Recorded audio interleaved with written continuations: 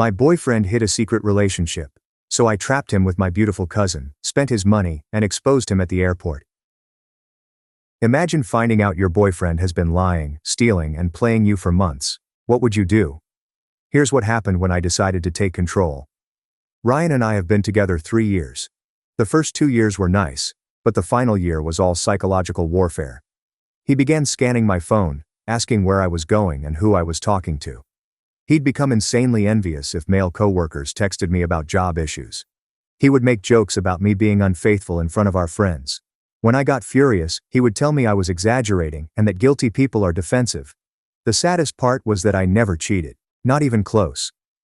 I remained fully faithful while he projected his own actions onto me. Martha was the one who originally caught him. She had been my best friend since high school, almost like a sister. One night, while Ryan was at work, she came over after I voiced another of his outrageous charges. I showed her a text in which he asked why I arrived home 20 minutes late from grocery shopping, and suggested I was meeting someone. Martha gave me an odd look and showed me her phone. Ryan's dating profile was active that same day. His bio even mentioned that he was unmarried and looking for fun. Martha admitted she had suspected for weeks. A friend of hers had matched with him, but she recognized him as my boyfriend from photos on my social media. Martha had been accumulating evidence before telling me because she wanted to ensure that it wasn't a mistake. That night, we devised a strategy. Martha would set up a bogus profile and try to match with him to see how far he would go. Martha connected with him within hours. He did not even hesitate. Their conversations were filthy. He told her he was single and moaned about his neurotic ex, me, whom he was attempting to break up with but who refused to take the hint. When Martha questioned why he didn't just stop it, he replied, "She pays half the rent and does all of the cooking and cleaning. Why give that up, until I find something better?" He began emailing her screenshots of conversations with other girls he was seeing. In these conversations, they would make fun of me. He described me as the most horrible beast, something so repugnant to these women. Ryan sent a message saying, "I almost gag when she tries to kiss me." And some lady commented, "You're such a saint for putting up with her. I would have left ages ago." Ryan wrote back, "It's complicated, but not for long. I promise." These were messages to many women, all while he was accusing me of infidelity. All the time I was preparing his favorite meals, washing his laundry, and desperately attempting to demonstrate my devotion to him. I didn't approach him immediately. Martha and I agreed that we needed more than simply evidence. We needed a plan, not to bring him back, but to completely destroy him. For the next few weeks I pretended to be the ideal girlfriend while Martha communicated with him via the fictitious profile. I smiled as he kissed me goodbye in the morning. I still cooked and did his washing. I even apologized when he accused me of flirting with the delivery guy, who simply delivered me our dinner and went. All the time I was planning. Ryan arrived home late one night, smelling of a strange perfume. When I casually mentioned it, he became enraged and stated I was being paranoid and should talk to someone about my anxieties. He suggested that I might be depressed because I hadn't been myself lately. I simply smiled and apologized, mentally adding this to my list of reasons why he deserved what was coming. I reviewed our money. We maintained a shared account for payments, but Ryan had his own savings account, which he was really proud of. He was always talking about his financial discipline and how he was saving for our future. What a joke. Looking at our bank statements, I noticed huge withdrawals on the nights he said he was working late. Expensive dinners, accommodation fees, and gift shop purchases. That's when I understood just where to target him, his ego and his wallet. I remembered my cousin Linda. Everyone claimed we looked similar, but she was a prettier version of myself. Thank you, family. She had dark hair and eyes like myself, but she was taller and had a superior physique, as my mother would continually remind me. She was a model in college and continues to turn heads everywhere, and she owed me a favor after I helped her get through a difficult breakup last year. I phoned Linda and Martha for an emergency meeting and explained my entire problem. Linda was upset on my behalf. She said Ryan was committing emotional abuse rather than simply cheating. And she was correct. Martha showed Linda all of the information she had gathered, and Linda couldn't believe someone could be so vicious while claiming to be the victim. By the end of our 3-hour conversation, I was more than just outraged. I was calculating, cool, and prepared. That night, as I watched Ryan type on his phone with that dumb little sneer on his face, most likely telling another lady how terrible I looked while accusing me of texting someone, I made my decision. I devised a plan to make Ryan regret everything he ever said about me. Something that would strike him just where it stung the most. Martha and Linda were fully committed, and we were ready to teach him a lesson he'd never forget. First update. Our strategy was straight out of a heist movie, but it was real, and I was living it. We determined Linda would unintentionally run into Ryan at his gym. He went to a health facility downtown every Tuesday and Thursday, ostensibly for training sessions. But now I assume he was merely trolling for ladies. Linda received a guest pass from a member friend. We examined Ryan's regimen. He always shared exercise selfies with timestamps. What a predictable moron. And knew precisely when to place her on the treadmill next to his favorite bench press, the first day of Operation Takedown. Linda donned these ridiculous leggings that had me do a double take. She texted me from the gymnasium. The target has been acquired. He hasn't stopped staring since I came in. What followed was so predictable that it was almost boring. Ryan accidentally ran into her while retrieving a towel. Started a conversation about protein shakes or some bullshit and asked for her phone number so I could exchange training suggestions. He had already started messaging her that evening. My stomach was in knots as I sat with Linda on my couch, reading through each note. Martha brought champagne and takeaway, arguing that we needed energy for the psychological battle ahead. The texts were just what you would expect. Praises on how fit she appeared. Questions about whether she was single, with offers that they get a protein shake sometime. Ryan had no idea Linda was my cousin. We look similar, but only in subtle ways until you pay close attention. Ryan never paid much attention to me anymore. The plan was simple, yet catastrophic.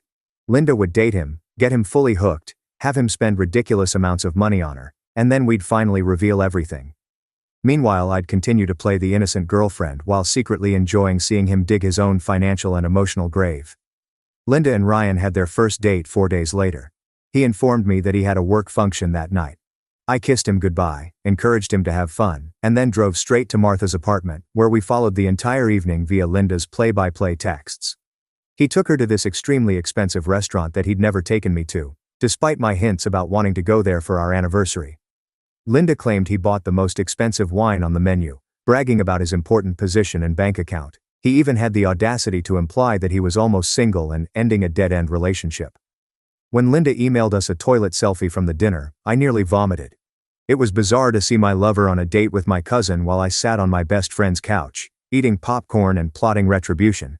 Martha kept reminding me that it was all just proof of what a piece of shit he was and that he'd soon pay the price, literally. Over the next few weeks, Ryan became enamored with Linda. He began canceling our arrangements to meet her, staying out late, and returning home with a smug expression on his face, as if he had some fantastic secret. All while Linda reported everything to me and Martha.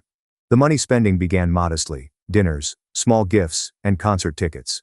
However, Linda was strategic. She casually mentioned some jewelry she liked as they walked past a store. The next thing you know, Ryan has spent $600 on earrings to please her. She'd mention a weekend getaway destination she'd always wanted to visit, and Ryan was instantly reserving hotels and making reservations. The best thing was that Linda would mistakenly leave these gifts at his house, claiming she didn't want to lose them. But he couldn't ask for them back later. Then she'd bring them directly to me. I now had a collection of fine jewelry, designer purses, and even a watch that he had bought for her. He claimed to be saving money for our future when he made all of these purchases. Linda has a system for organizing travels and experiences. She'd convince Ryan to schedule everything with his credit card. Then she'd come up with an explanation why she needed money for her share, which he'd quickly decline because he was attempting to impress her. Then after the weekend, she'd Venmo me her fun money using Ryan's cash. I'd occasionally use it for myself, but primarily I'd split it with Martha and Linda for what we termed our revenge fund. We were creating quite a nest egg. Ryan informed me one weekend that he would be attending a business meeting in a seaside town 3 hours away. He truly spent a lovely weekend with Linda at a premium resort. Linda convinced him that she needed $1,000 to spend on spa treatments and shopping. He handed it over without asking. While he was away, I spent that money on a spa day with Martha at a local establishment. We received everything: massages, facials, mani-pedis, on Ryan's pay. We even posted photos knowing Ryan would never look at my social media again. Ryan's lies to me grew bolder over time. He began working late 4 nights a week. We had business excursions on weekends. He even pretended his mother was unwell so he could take Linda to a wine country lodge. That next weekend, his mother called to invite us over for supper. I made up an explanation about Ryan getting food poisoning. Maintaining my end of the act was exhausting. I had to pretend everything was fine. He had to keep cooking his meals, washing his laundry, and smiling when he kissed me with the same lips he had used on my cousin. Things became more complex when Ryan began telling Linda about his bad girlfriend, me. Linda would record their discussions, which are legal in our state with one party's consent, and give them to me. Hearing him call me needy, clingy, and completely ignorant made me want to burn his entire existence down. The worst part was when he told Linda that he couldn't wait to be done with a dead weight and that the only reason he hadn't broken up with me yet was because it's so nice to have someone split the bills and do all of the housework. He literally called me his Roomba, which also pays rent. When I heard the recording, I shattered a glass against the wall while Ryan was not home. Martha had to come over and help me clean it up before he returned. Despite the hardship, the rewards of our program were beginning to pile up. Linda persuaded Ryan to buy her a new iPhone because hers kept dying. She instantly handed it to me because my screen was cracked. She convinced him to buy designer shoes in her size, which was actually mine. She even convinced him to pay for a weekend yoga retreat, which she never attended. I went with Martha instead, joking the entire time about how Ryan was paying for my relaxation while thinking I was at home doing his laundry. Linda started phase 2 of our plan around 2 months ago. She started talking about how stressed she was at work and how she wanted a proper holiday. She cleverly mentioned areas she had always wanted to go. Coincidentally, these are the areas I had mentioned wanting to visit. One night, on a date with Ryan, she burst into phony tears about how she'd never been able to afford a true vacation. Ryan, attempting to be the hero, instantly offered to assist. Before the night was out, he had planned a weekend excursion to this magnificent mountain resort approximately 3 hours away.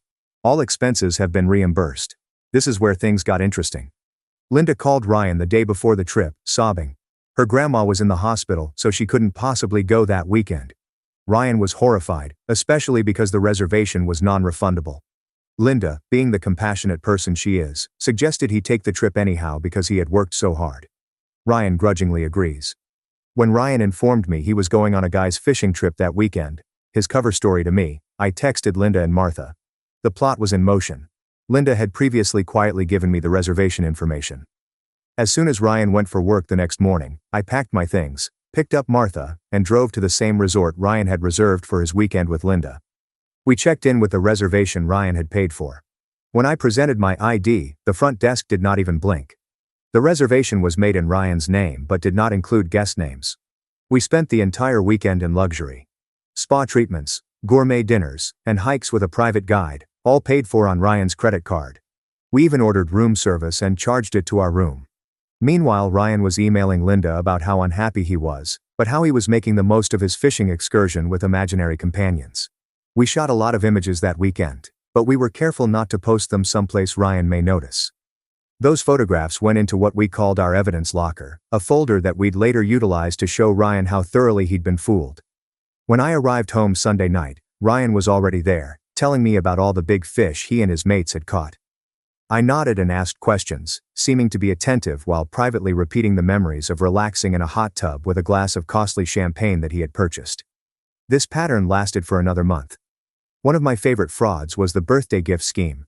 Linda remarked that her closest friend's birthday was approaching and she wanted to purchase her something special, but she was low on cash. Ryan instantly offered to assist. He ended up purchasing an expensive designer bag that Linda had chosen for me, which she swiftly presented to me for my birthday the following week.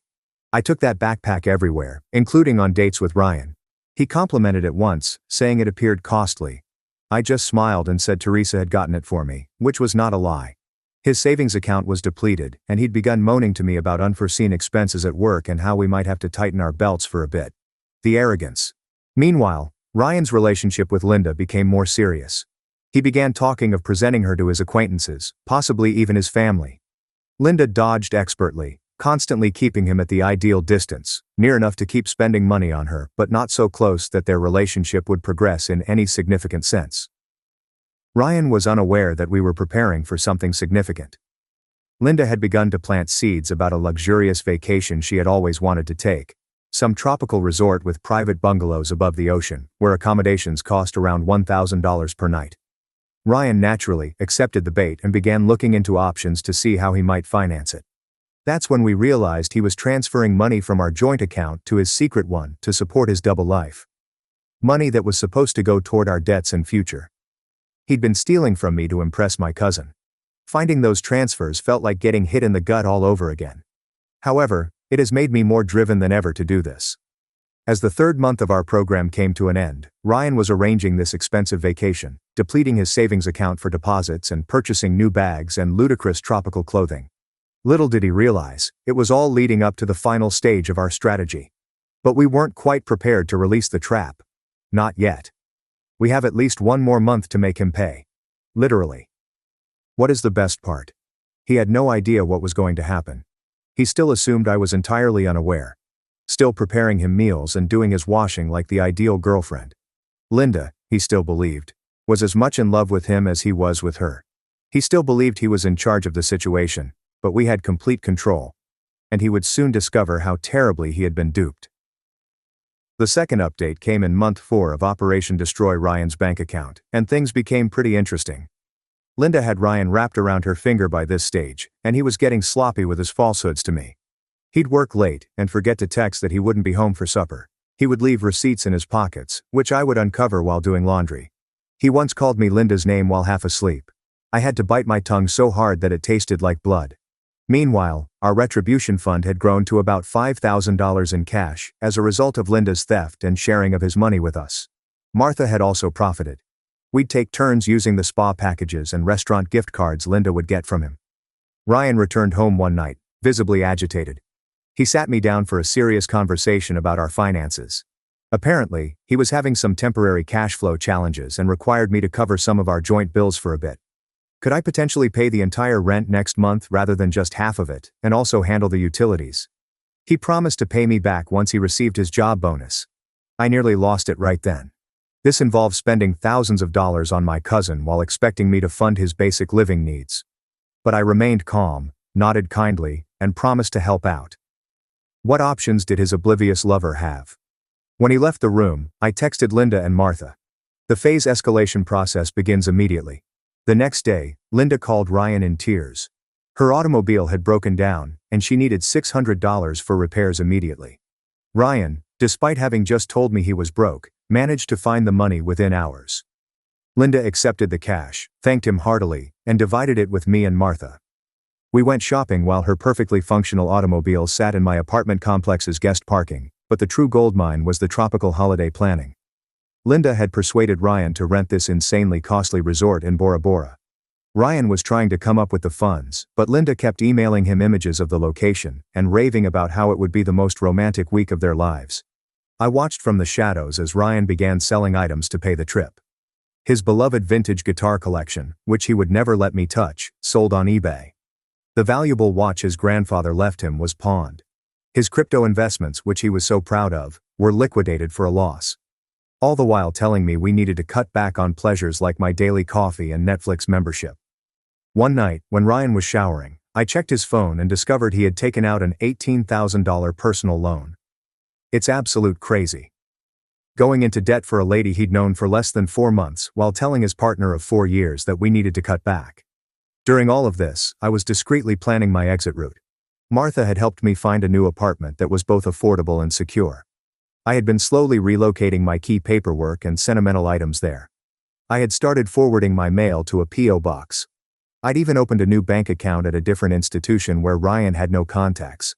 However, the burden of keeping up the farce was wearing me down. It was tough to play the loving, naive girlfriend while Ryan destroyed his finances for another woman, even if that woman was my cousin working for me. Some nights, I'd lie awake next to him, battling the temptation to yell at him for being such a miserable, disloyal piece of shit. Martha knew I was struggling and recommended we take a mental health day with some of our revenge fund money. We reserved a day at this fantastic hot springs resort about an hour from the city. What's with the irony? Ryan had promised to take me there for our anniversary but said we couldn't afford it. A day in the hot springs was just what I needed.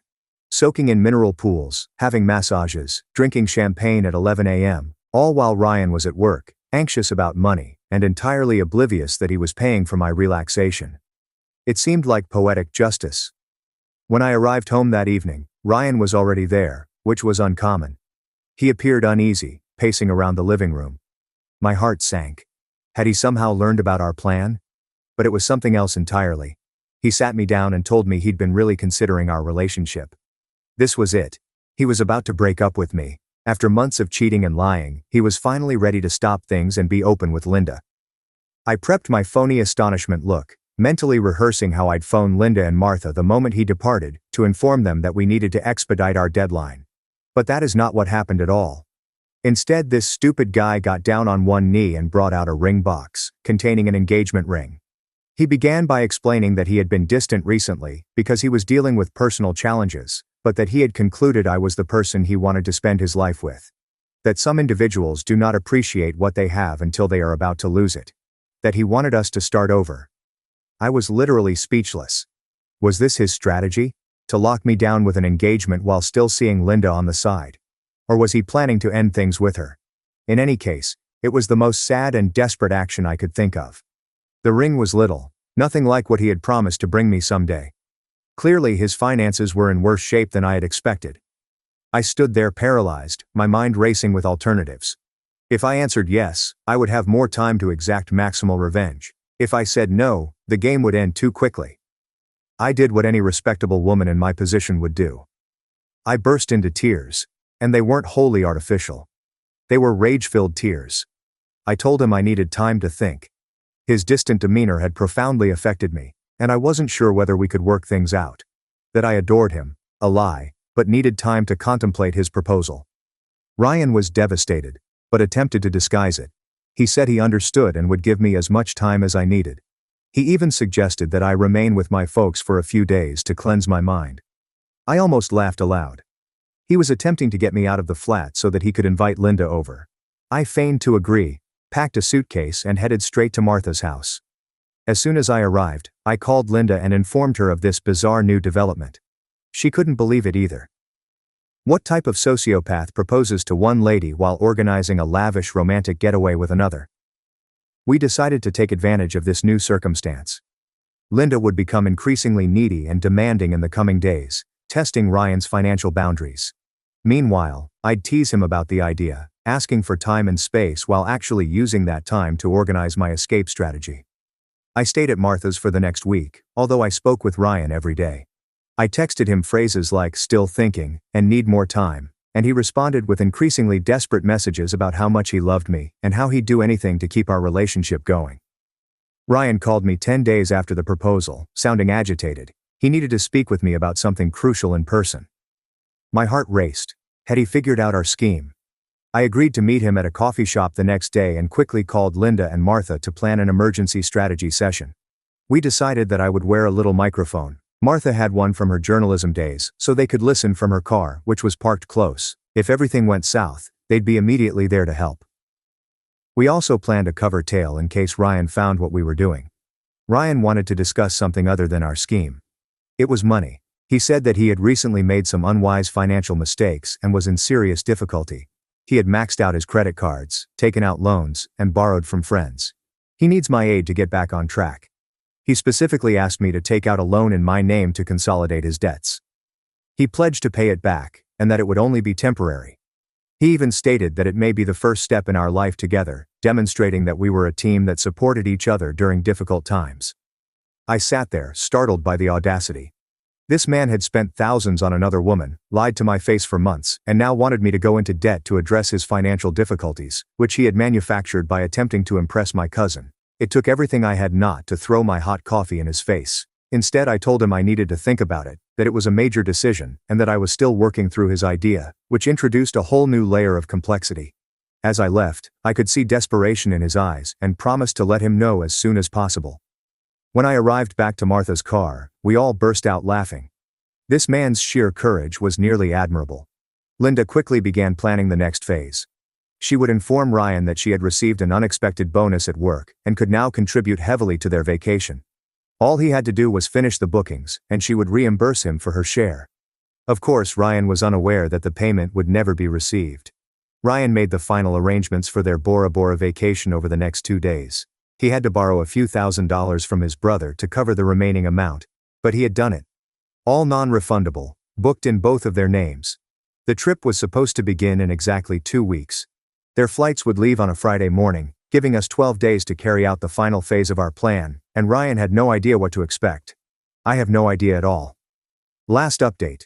The last 12 days preceding Ryan's romantic Bora Bora holiday, LOL, were some of the most hectic and exciting of my life. We had planned everything down to the minute. However, there was always the possibility that he would find something out, or Linda would make a mistake. Meanwhile, Ryan became increasingly desperate for money. He texted me about the loan repeatedly, saying things like, "I wouldn't ask if it wasn't important, and this is about our future together." This man had the audacity to think I would go into debt for him while he was arranging a luxury vacation with another woman. I mean, technically, it was my cousin acting on my behalf, but still. I finally agreed to meet with him over dinner to discuss our relationship and the financial situation. I chose this mid-range restaurant where we had our first date for symbolic reasons, as well as knowing he couldn't afford anything fancier. At this point, I took extra time getting ready, ensuring that I looked amazing. Hair perfect, makeup faultless, and dressed in the red dress he'd always adored. When I arrived, Ryan's face brightened up with hope. He was scared I was going to terminate things, but my appearance said differently. We ordered meals and made awkward small chat, and he kept looking at my left hand, noticing I wasn't wearing the sad little engagement ring he'd given me. Finally, I cut to the chase. I told him I had been thinking a lot about our relationship, the future, and what I truly wanted. His face becomes serious and expectant. Then I dropped the first bomb. I informed him I had looked into the loan he wanted me to take out and that I could probably get approved for $32,000. The relief on his face was immediate, like a drowning man seeing a lifeguard. He stretched across the table and squeezed my hand, stating how much this meant to him. How he'd absolutely repay me. How this confirmed that we were meant to be together. I grinned and stated there was only one condition. I required access to all of his financial records before taking out the loan, bank statements, credit card bills, and everything else, to fully understand what I was getting myself into. His expression froze. I kept my expression innocent, as if this were a completely acceptable request from someone about to assume their partner's debt. He muttered something about how it wasn't necessary, that he'd manage all of the repayments, and that I shouldn't be concerned about the minutiae. I stressed that if we were to develop a life together, there had to be complete transparency. Ryan appeared to be about to get sick. He excused himself to the bathroom, carrying his phone with him. When Ryan returned to the table, he had collected himself. He agreed to send me his financial records soon, but claimed right now the most essential thing was to finish the loan application because he had some tight deadlines. I nodded compassionately, mentally adding this to the mountain of evidence proving he was a manipulative ass. I told him I'd go to the bank on Monday, it was Friday evening, to begin the application procedure. His relief was evident. He had no idea that I had no intention of giving him any money. Over the weekend, Ryan was especially attentive and affectionate, bringing me coffee in bed, proposing we watch my favorite movies, and even cleaning the apartment without being asked.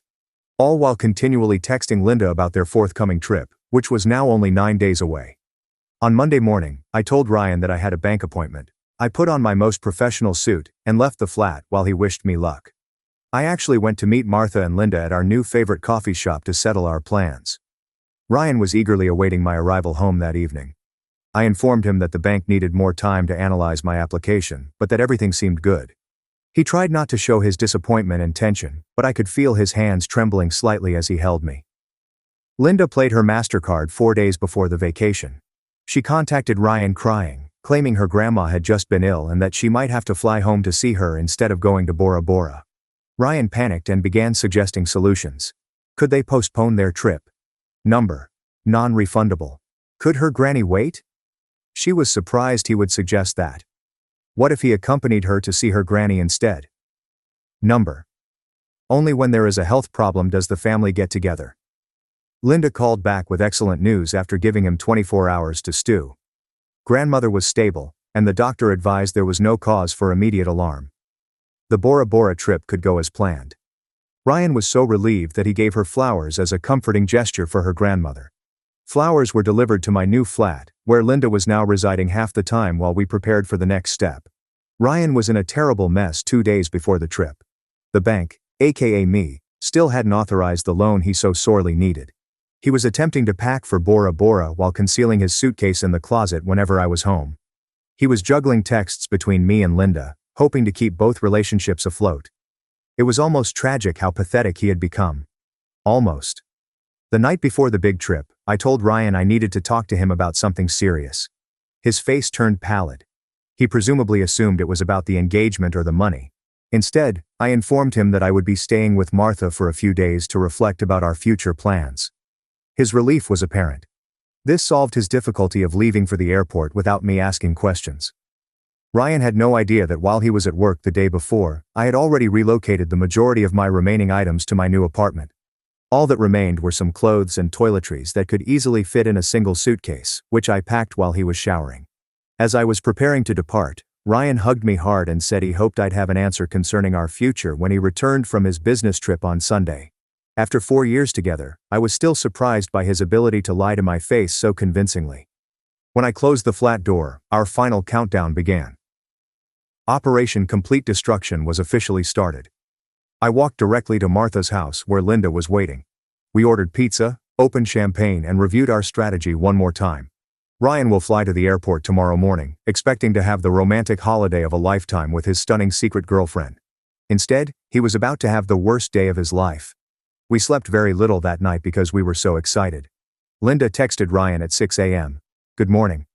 So excited for today, can't wait to see you at the airport." Ryan promptly answered, "Just finishing packing. See you at Terminal 3 at 8:32. Can't believe we're finally doing this." At 7 a.m., we watched Ryan leave with his suitcase, appearing happier than I had seen him in months, via the apartment building's surveillance app. Martha, Linda, and I jumped into Martha's car and drove ourselves to the airport as soon as his car left. Not to fly someplace, but to see what was going to happen. We arrived at Terminal 3 at 8:15, and sat at a cafe with a great view of the check-in counters. Ryan came at 8:25, anxiously looking around for Linda. He checked his phone, texted her, and went to stand in the check-in line for his trip. Linda emailed Ryan the message we had carefully drafted the night before at exactly 8:45 as he approached the counter. It was a selfie of Linda, Martha, and me, all smiling broadly and holding our middle fingers up. Linda wrote beneath it, "Surprise, hope you enjoy your $20,000 vacation for one. Your girlfriend knows everything." We observed from our hiding place as Ryan read the message. He stopped in the middle of the check-in line and stared at his phone. In a matter of seconds, his expression shifted from uncertainty to astonishment and fear. He looked all around, as if expecting to see us. I tried contacting Linda right away, but it went straight to voicemail because she had banned his phone. I tried calling you. The same result. Ryan stepped out of the line, still staring at his phone in shock. He sank onto a nearby bench and hurriedly typed, most likely sending desperate messages that would never be delivered. We watched this for over 20 minutes before he finally stood up and went zombie-like toward the exit, dragging his bag behind him. Ryan called us all day from numerous phones, leaving more urgent voicemails. We ignored them all, instead concentrated on the second phase of our final strategy. I'd also left a carefully prepared note on the kitchen table describing what we knew, as well as printed copies of some of his most offensive texts about me, including ones in which he called me the most disgusting thing in his Roomba, which also pays rent. The letter stated that if he contacted me or Linda again with any threats or harassment, the full evidence folder would be sent to his parents, boss, and made public. Is all of this strictly necessary? Probably not. Was it delightfully pleasant after months of psychological torment and cheating? Absolutely. Ryan arrived at the flat that evening only to discover that he was unable to enter. The security camera captured his outburst in the corridor as he discovered how thoroughly he had been duped. Ryan experienced every possible feeling over the next few days. He wrote emails pleading for forgiveness, angry ones calling us crazy bitches, and sorrowful ones about how he'd lose his job if he didn't pay his obligations. We completed the final phase of our plan exactly 1 week after the airport incident. Linda, Martha, and I planned a weekend stay at a beautiful nearby spa facility, paying with the remainder of our fund money. While relaxing in hot tubs and having massages, we each shared a single photo on social media. Predictably, this provoked another wave of urgent messages from Ryan, who was now using his brother's phone because we had blocked all of his numbers. He couldn't see how we could be so harsh and ruthless. He stated that what he had done wasn't as horrible as how we had destroyed his life. The absence of self-awareness was simply amazing. Ryan has attempted to reach me through a variety of methods in the months since. He even addressed a letter to my parents' home. They sent it to me unopened. He has not repaid any of the money he took from our joint account, nor has he explained to his family and friends why he suddenly had to move back in with his parents at the age of 32. Ryan is reportedly working 2 jobs to pay off his obligations. The vacation packages, flights, and hotel reservations were all non-refundable, as Linda had specified when booking. His credit score is ruined. His savings are gone. Meanwhile, I am thriving in my new flat. I have been promoted at work.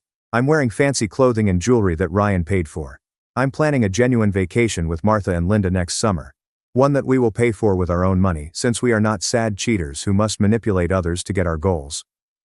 Ryan arrived at my apartment complex at 3 a.m. last week, evidently inebriated and screaming into my Ring doorbell camera about how he'd made the worst mistake of his life and would do everything for another chance. I watched the live feed from my phone, snuggled up in bed, and did the only natural thing. I sent the video to Linda and Martha so that we could all laugh about it together. Then I emailed it to building security to have him removed from the property. 20 missed calls later, he gave up. I slept like a baby that night, knowing he was struggling while I was thriving. That, my friends, is what you call karma. And it is lovely.